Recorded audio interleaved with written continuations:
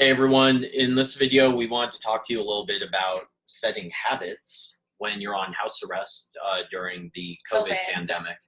So yes. Why did we want to touch on this one? Because either you're going to come out of this really fat or really fit, right? Yeah, it's kind of like... whatever you're doing right now is setting you up for how you're going to come out of this. And that's all your habitual behaviors. Yeah. Exactly. You're stuck in your house. You don't have to go to work. It's certain things like, alcohol is now allowed for delivery and takeout. At least in New York it is. So I think it is in most states. Debbie was saying on Facebook that they have like gallon pitchers of margaritas in Texas. Oh, and okay. Yeah.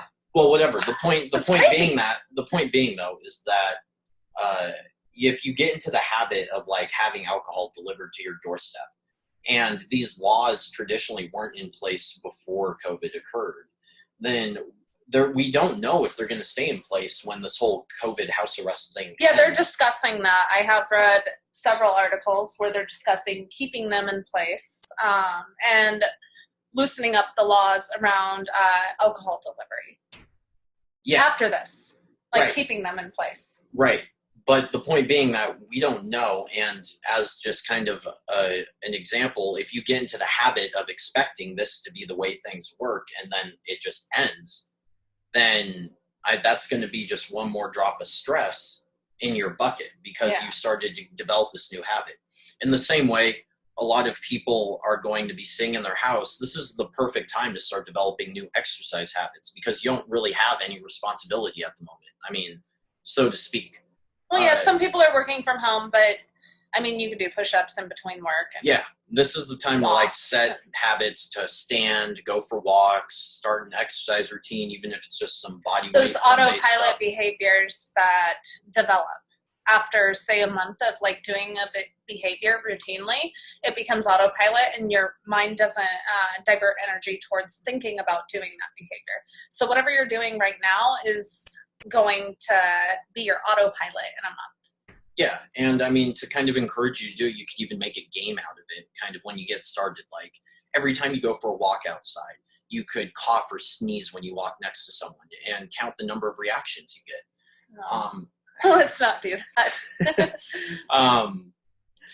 But it's the same for diet, right? If you're going to be stuck in your house and you're eating a bunch of junk food, you're going to keep eating that way when you get out of this. Yep. And the food availability is a real issue. Like, you can get anything right now delivered to your door. You could anyways in New York, but a lot of people aren't used to living in this kind of environment where they can get anything they want.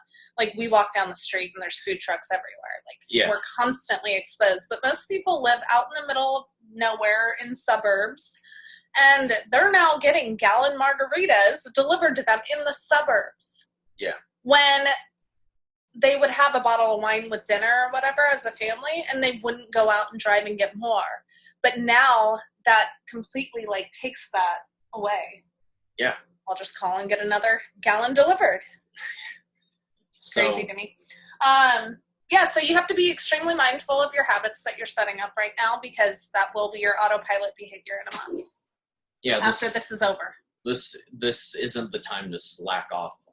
And if you want to accomplish anything, then now's the time to get started. Yep. So, well, if you like this, share. Give us a like. Share with someone who you think this would help. Yep. Bye.